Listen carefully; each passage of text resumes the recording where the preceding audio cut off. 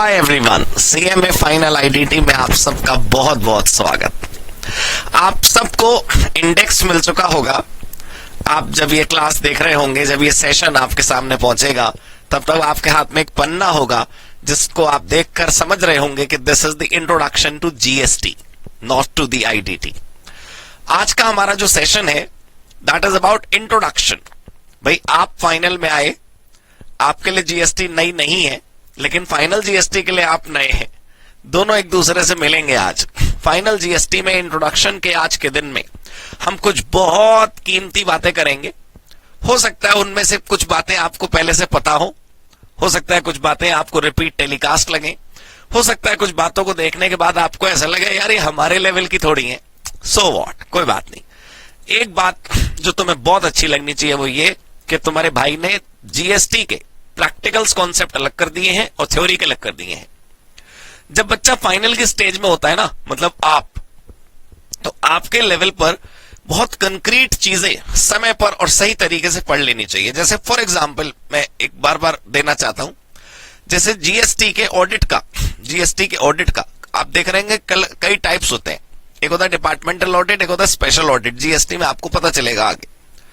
तो जीएसटी के ऑडिट के जो दो टाइप है उनमें डिफरेंस याद करना बड़ा आसान है। हम एक दिन बैठेंगे, डिस्कस करेंगे, आप याद कर लेना, बात खत्म। लेकिन इनपुट टैक्स क्रेडिट कितने रुपए का मिलेगा, कितने रुपए का नहीं मिलेगा, कितना ब्याज लगेगा, कितना नहीं लगेगा, ठीक है, वो समझना और कैलकुलेट करना दोनों थोड़े से कंपैरेटिवली टाइम टेकिंग भी है, कॉम्प्लेक्स भी है। तो हमें क्या करना है, हमने जीएसटी को दो भागों में बांट दिया दोस्तों, एक प्रैक्टिकल और एक थ्योरी। 24 कॉन्सेप्ट मैंने जीएसटी प्रैक्टिकल के बनाए हैं और 24 कॉन्सेप्ट जीएसटी थ्योरी के। ठीक है, तो आइए दोस्तों, स्वागत आप सबका जीएसटी इंट्रोडक्शन में।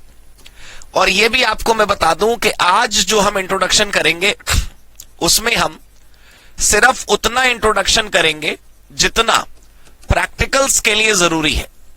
राइट, मैं नहीं बताने वाला आपको कि फ्रांस में जीएसटी पहले आया था या कनाडा में, हिंदुस्तान में पहले आया या फिर अमेरिकी देशों में। हमें आज ये बिल्कुल नहीं समझना कि किस दिन संविधान के प्रोविजंस में ये लागू हुआ। जैसा कि मैंने आपको बताया कि मेरा पूरा का पूरा सब्जेक्ट, मेरी पूरी की पूरी फाइनल की आईडीटी दो अलग अलग भागों में डिवाइडेड है, थ्योरी एंड प्रैक्टिकल। तो जब हम प्योर थ्योरी पढ़ाना शुरू करेंगे, उसमें भी दोबारा से आपको मैं बेसिक्स कराऊंगा। उस दिन मैं आपको समझाऊंगा वो प्योर थ्योरेटिकल बातें जिनको प्रैक्टिकल की कोई आवश्यकता नहीं होती।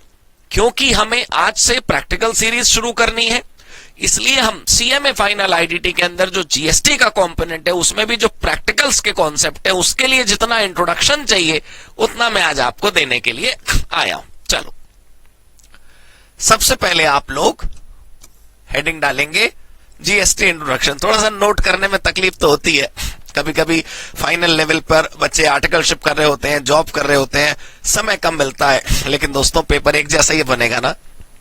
जो रोजाना कॉलेज जा रहे हैं, कोचिंग जा रहे हैं, ट्यूशंस जा रहे हैं, पढ़ाई कर रहे हैं, और जो नहीं जा पा रहे हैं बिकॉज ऑफ आर्टिकलशिप, जॉब और एनीथिंग, पेपर एक ही आएगा ना। थोड़ा सा डबल एफर्ट कर लो, थोड़ा सा मेहनत कर लो, इसे लिख लो। ठीक है, आई अंडरस्टैंड कि तुम्हारे पास कम टाइम होगा, लेकिन this is not an excuse, right. तुम ये बहाना नहीं कर सकते इंटरव्यूअर के सामने या एग्जामिनर के सामने। तुम ये नहीं कह सकते यार कि कंपटीशन में मेरे को थोड़ी सी लीवरेज दे दो क्योंकि मैं तो जॉब करता हूं, है ना, या मेरे को ये वाली इश्यूज है, या मैं इस वजह से समय नहीं दे पाया। पेपर एक ही आना है, 3 घंटे का आना है, सीएमए फाइनल का आना है, कॉस्ट एंड मैनेजमेंट अकाउंटेंट बनना है आपको। तो बस अपने लिए चैलेंजेस एक्सेप्ट करिए, ये लिखना है आपको। ठीक है, प्लीज मेक श्योर कि आप ये लिखो।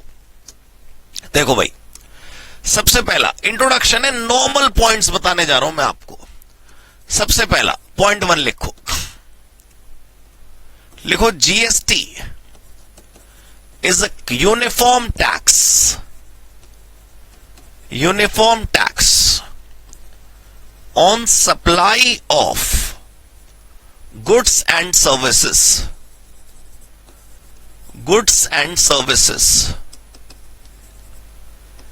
In India. राइट, तो आपको क्या पता चला? मुझे पता है कि तुम लोग को ये बेसिक बातें पता है, लेकिन बॉस मैं आपका ज्यादा समय नहीं लूंगा, गारंटीड नहीं लूंगा।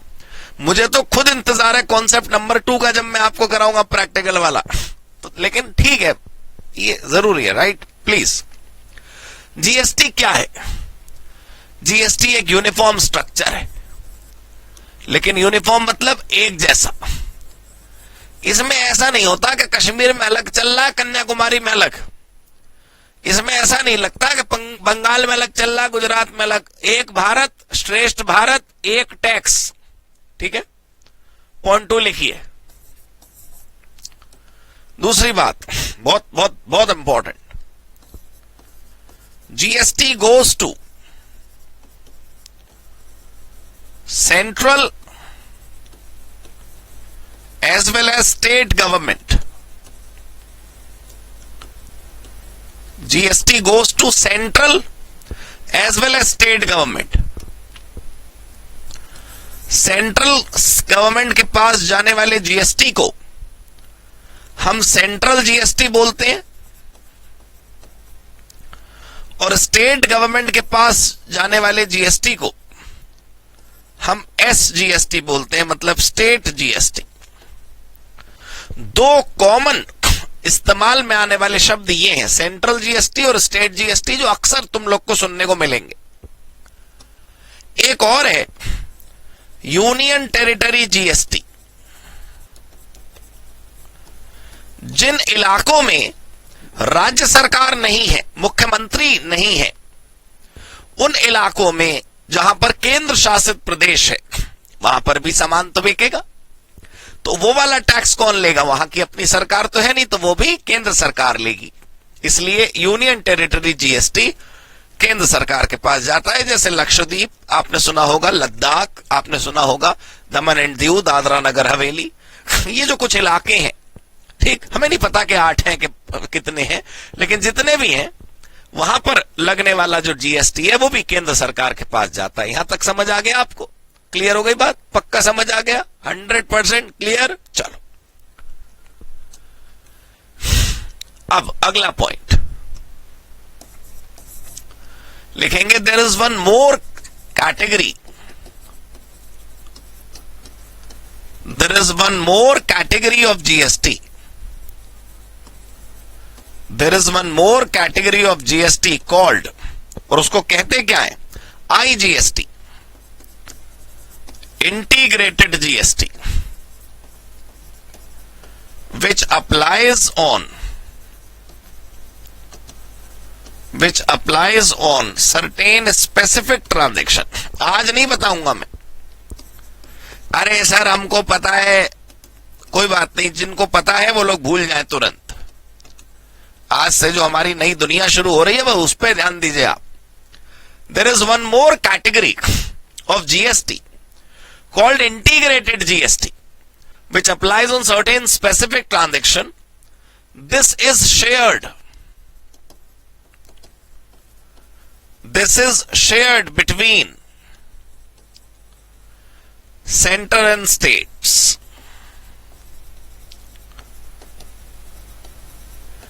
In equal proportion.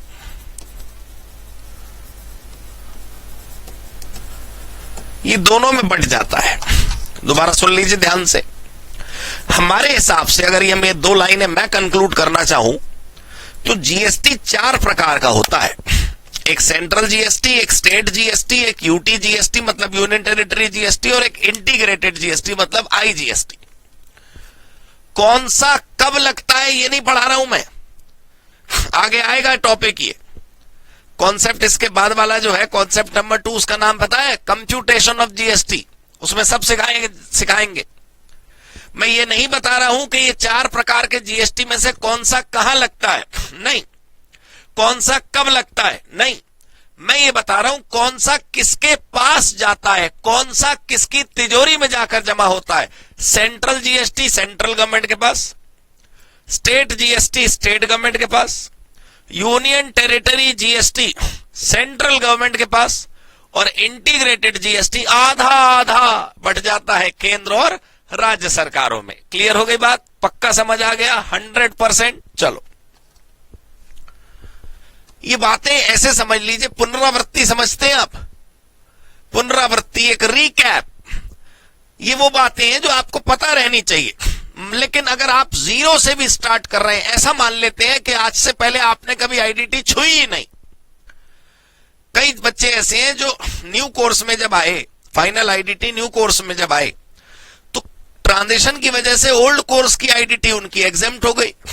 उन्होंने कभी बचपन में आईडीटी पढ़ी नहीं, सीधे पहली बार इनडायरेक्ट टैक्स यहां पढ़ रहे हैं। कोई समस्या नहीं है। जीरो से शुरू करोगे ना, जीरो से, तब भी टॉप क्लास अंडरस्टैंडिंग आपको होगी। बस आप भाई की बातें सुनते रहना, समझते रहना, करते रहना जो जो क्लास में हो रहा है। Point number 4,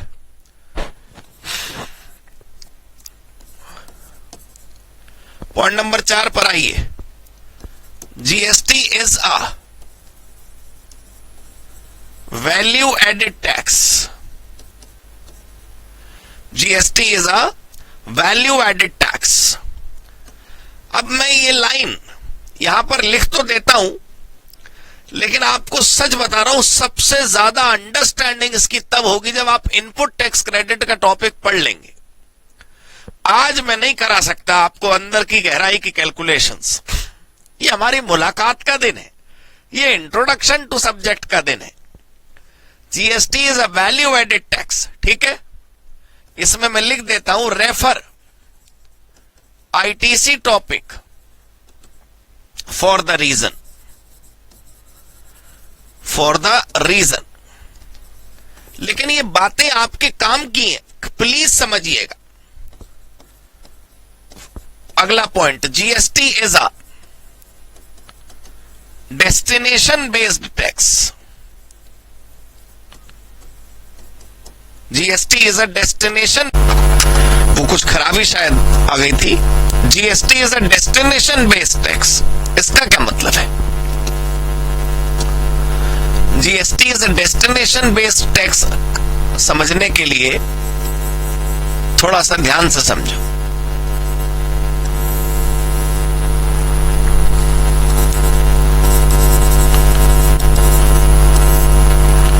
case 1, case 2। ऐसे इमेजिन करो 1 मिनट के लिए कि जो भी गुड्स या सर्विसेज बिक रही हैं,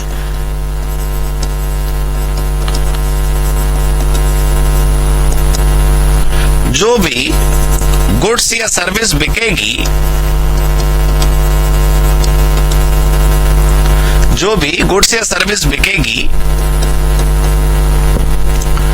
उसके 2 सिनेरियो हो सकते हैं।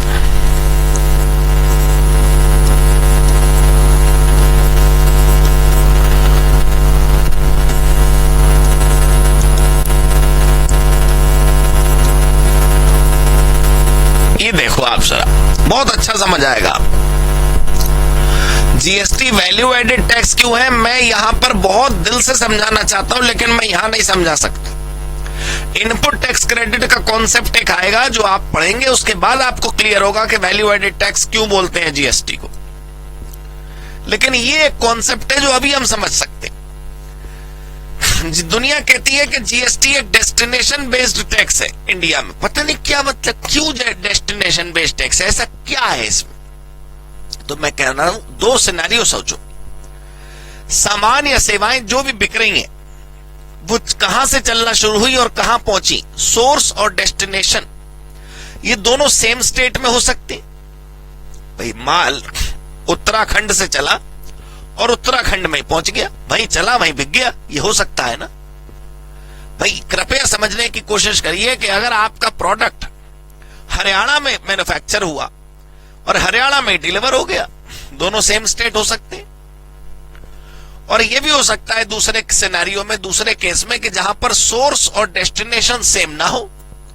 माल हरियाणा से दिल्ली आया, या दिल्ली से यूपी गया, या यूपी से बिहार गया, या फिर बिहार से बंगाल गया, हो सकता है, बिल्कुल हो सकता। तो अगर मान लो दोनों चीजें सेम राज्य में है, सोर्स भी और डेस्टिनेशन भी, तो भी तो कोई झगड़ा है ही नहीं। भाई यूपी का माल यूपी में बिक गया तो यूपी की सरकार को पैसे मिलेंगे, दिल्ली का माल दिल्ली के अंदर बिक गया तो दिल्ली की सरकार को पैसे मिलेंगे, हरियाणा का माल हरियाणा के अंदर बिक गया तो हरियाणा सरकार को पैसे मिलेंगे। लेकिन यहां पर देखिए, दिल्ली का माल बिका हरियाणा में, हरियाणा का माल बिका कहां पर, यूपी में, यूपी का माल कहां बिका? बिहार में। बिहार का माल कहां बिक रहा? बंगाल में। अब सेलर तो बिहार का और बायर बंगाल का, सेलर तो हरियाणा का, बायर तो दिल्ली का। अब किसको पैसे मिलेंगे? डेस्टिनेशन वाली राज्य सरकार को। बहुत ध्यान से समझिएगा मैं क्या बता रहा हूं। हो सकता है आपको इस बात का भरोसा ना हो, उसमें मैं कुछ कर नहीं सकता, यही सच है। जीएसटी का मैकेनिज्म ही ये है। आप जब प्योर थ्योरी पढ़ेंगे तो मैं आपको समझाऊंगा लॉजिक। जब हम संविधान के प्रोविजंस पढ़ेंगे तो मैं आपको अंदर की गहराई तक ले जाकर समझाऊंगा कि ऐसा क्यों हो रहा है। आप इमेजिन करिए। और एक और बात बताऊं, जीएसटी सेस नाम का एक टॉपिक आएगा, वो मैं आपको पढ़ाऊंगा, तब भी आपको मैं ये याद दिलाऊंगा कि डेस्टिनेशन बेस्ड टैक्स है जीएसटी। जहां से माल चला वहां की राज्य सरकार सुखी सुखी रह गई। जहां का ग्राहक है वहां का मुख्यमंत्री कह रहा भाई पैसे तो मेरे यहाँ के ग्राहक ने खर्च करे हैं, टैक्स तो मुझे मिलना चाहिए। ये बात है। खैर, तो इस केस में ध्यान से देखिए।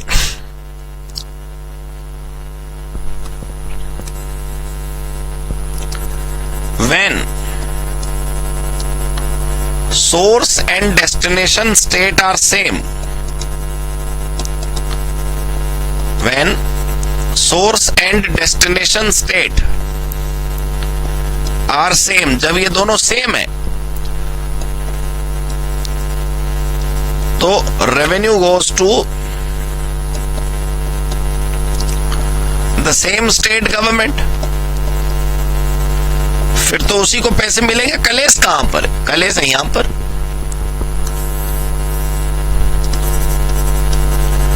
When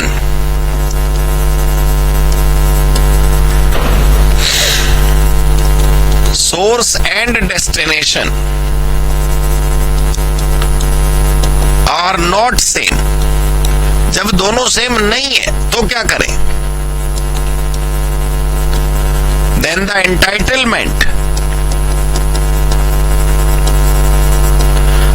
entitlement of revenue is of the destination state government, is of the destination state government। जिस राज्य को डेस्टिनेशन माना जाएगा उस राज्य को पैसे मिलेंगे। ये अपने को ध्यान रखना है, ठीक है। इसका लॉजिक थ्योरी में पढ़ लेंगे, लेकिन आपको कंसेप्चुअल क्लैरिटी होनी चाहिए, क्योंकि आपको क्वेश्चंस करने। आप फाइनल आईडीटी में आपको कंक्रीट बात समझनी है, बिल्कुल सीधी सीधी, ठीक है। क्लियर हुई बात? ऐसे तो जीएसटी के बहुत फायदे हैं। बहुत सारे टैक्स होते थे पहले, वो खत्म हो गए, लेकिन डेस्टिनेशन बेस्ड जो टैक्स है वो बहुत सारे लोगों को लगता है कि थोड़ी सी बुराई है ये। पहले ऐसा नहीं होता था सर। मान लो हरियाणा से माल दिल्ली गया तो पहले जो रेवेन्यू मिलता था वो हरियाणा सरकार को मिलता था, और जीएसटी आने के बाद वो जो रेवेन्यू मिलने लगा हरियाणा वालों की जगह दिल्ली वालों को। पहले प्रोड्यूसर जहां का था वहां की सरकार को पैसे मिलते थे, अब कंज्यूमर जहां का है वहां की सरकार को पैसे मिलते हैं। सोचिए कितनी कमाल की बात।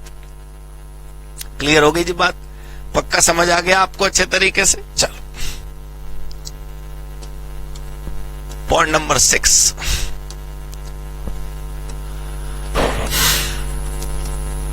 GST has removed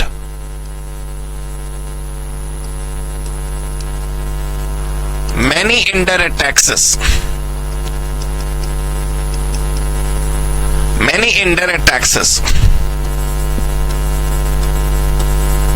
on almost all products, and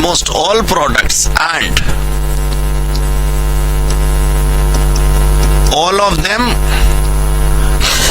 got merged into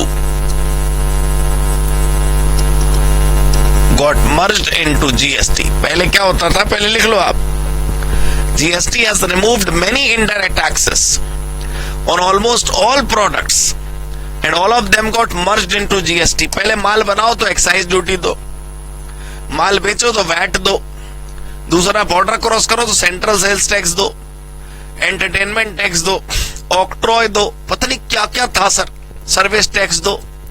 वो सारे खत्म हो गए और बस जीएसटी लग गया। माल बनाओ तब भी जीएसटी, माल बेचो तब भी जीएसटी।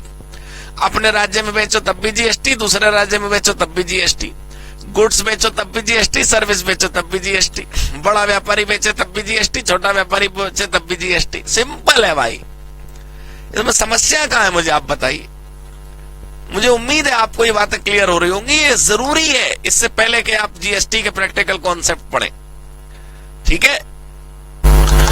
सब पर नहीं लिखा है मैंने लिखा many indirect taxes, right, many indirect taxes, सब नहीं खत्म हो गए। सेंट्रल एक्साइज ड्यूटी आज भी लगती है, वैल्यू एडेड टैक्स आज भी लगता है कई प्रोडक्ट्स पर, वो मैं दिखाऊंगा आपको। लेकिन आप याद रखो, आप शब्दों का चयन सही प्रकार से करें, आप नॉलेज ठीक रखें अपनी। आप फाइनल में सर 2-4 महीने बाद आपके सिग्नेचर चलेंगे कॉस्ट स्टेटमेंट्स पर, कॉस्ट ऑडिट आप करेंगे, आपके सिग्नेचर से एमसीए के बहुत सारे सर्टिफिकेट साइन हो जाएंगे। तो आपको बिल्कुल क्लैरिटी ऑफ कॉन्सेप्ट रखना है कि आप क्या कह रहे हैं, ठीक है। चलो, ये वाली बात क्लियर हो गई। Point number 7, however,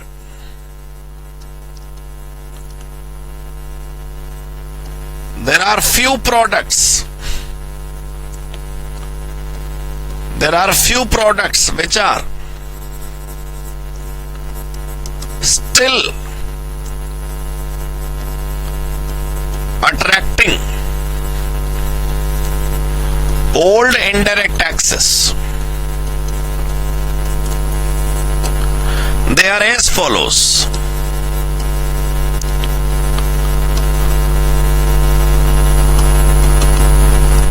They are as follows. सबसे पहले मैं आपको बताता हूं central excise duty.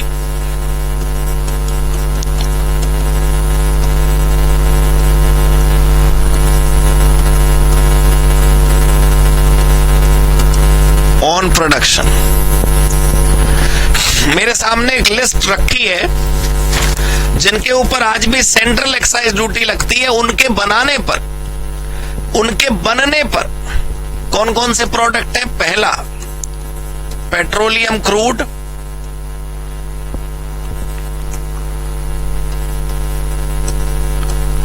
Petroleum crude मतलब अरे कच्चा तेल, ठीक है। Motor spirit,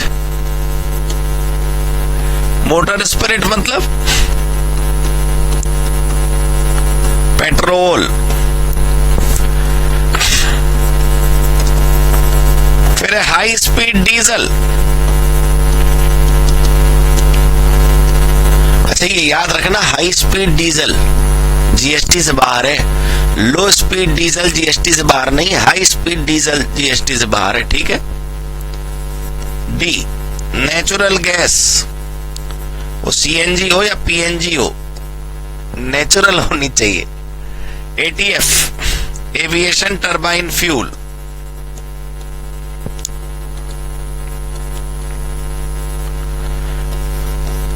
tobacco products, tobacco and tobacco products.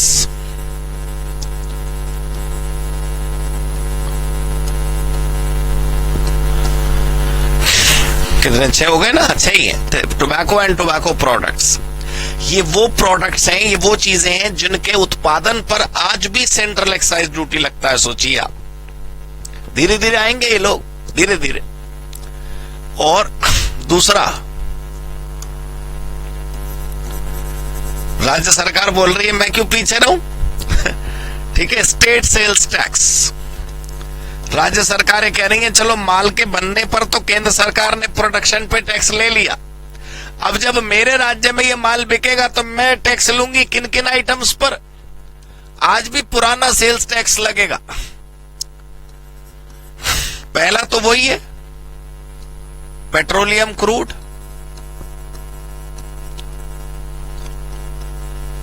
Petroleum crude, motor spirit, motor spirit मतलब पेट्रोल। तीसरा हाई स्पीड डीजल,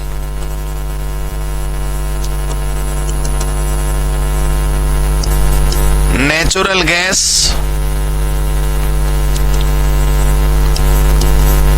फिर उसके बाद क्या रह गया, ATF, एविएशन टरबाइन फ्यूल समझते हो आप? ये पानी के जहाज का तेल, वो हवाई जहाज का तेल, aviation turbine fuel.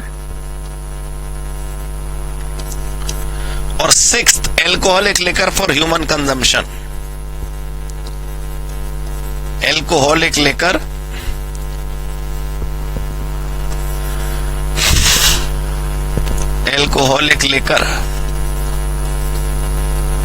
For human consumption. अब इसमें जरा तुम एक मिनट मेरी बात ध्यान से सुनो। एक तो सबसे पहले ये बात समझ लो कि एल्कोहलिक लिकर ह्यूमन कंजम्पशन वाला जो है वो जीएसटी से बाहर है। इंडस्ट्रियल अल्कोहल भी आता है, वो नहीं है जीएसटी से बाहर। कभी क्वेश्चन में बस अल्कोहल देख के नशे में हो लो। तुम फाइनल में हो भाई, फाइनल में थोड़ा समझ रखना, थोड़ी इज्जत रखना इस बात की।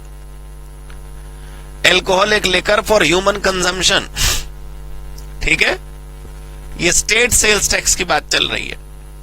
अब एक बात बताऊं तुम्हें, बहुत कमाल की, तंबाकू देश का इकलौता ऐसा प्रोडक्ट है जो बिल्कुल हवा में लटका है, इधर भी नहीं जा पा रहा, उधर भी नहीं जा पा रहा।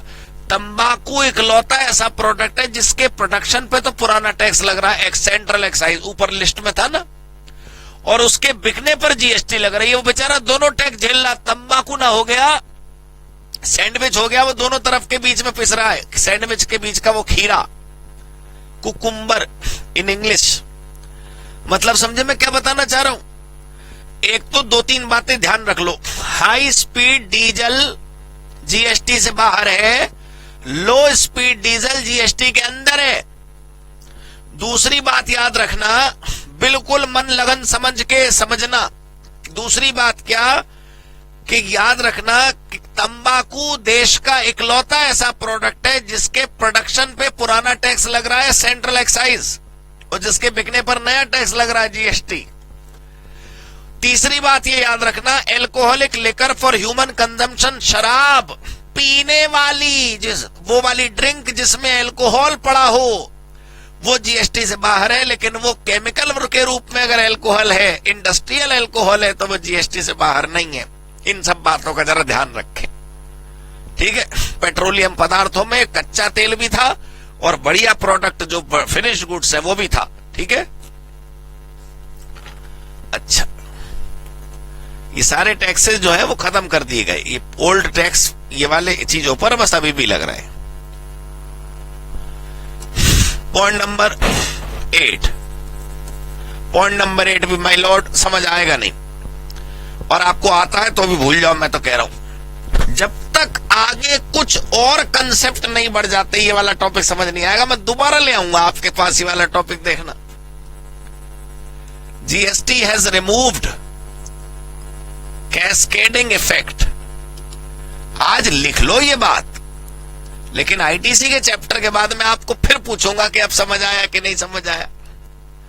GST has removed cascading effect, there is no tax on tax concept.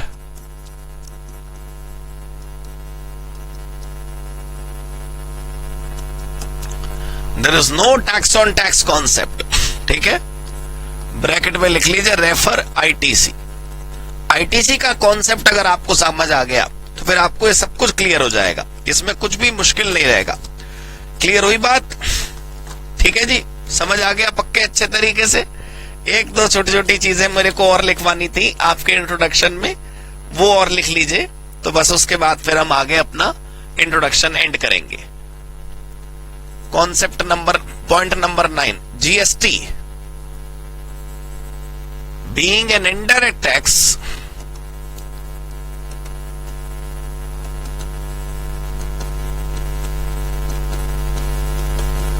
GST being an indirect tax is regressive in nature.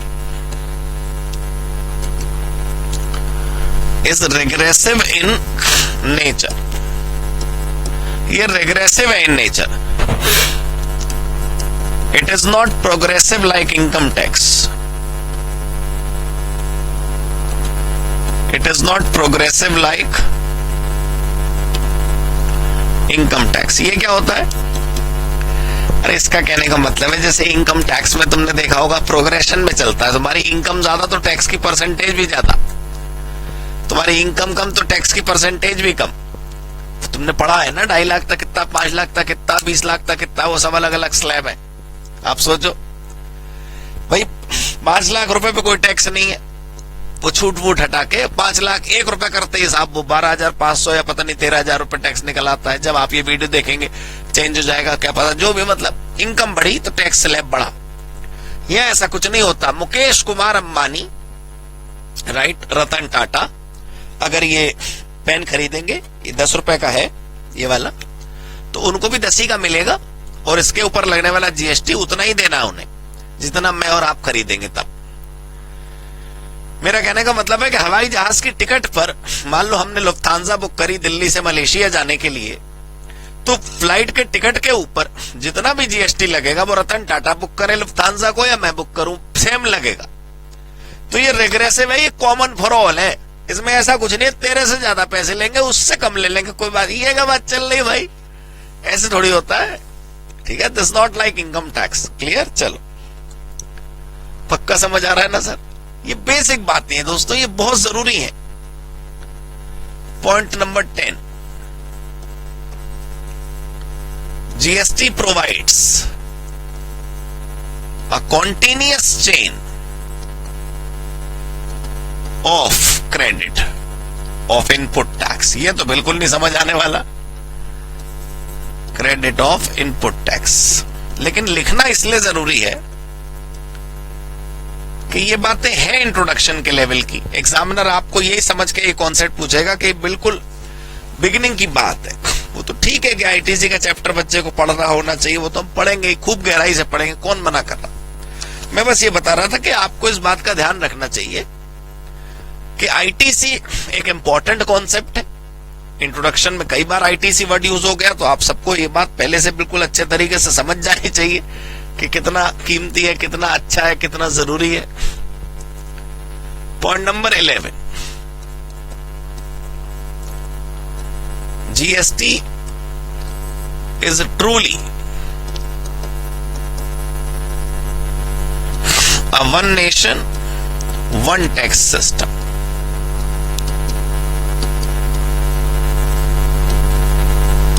GST is truly a one nation one tax system। आपको याद है मैंने ऊपर बताया था कि यूनिफॉर्म टैक्स है।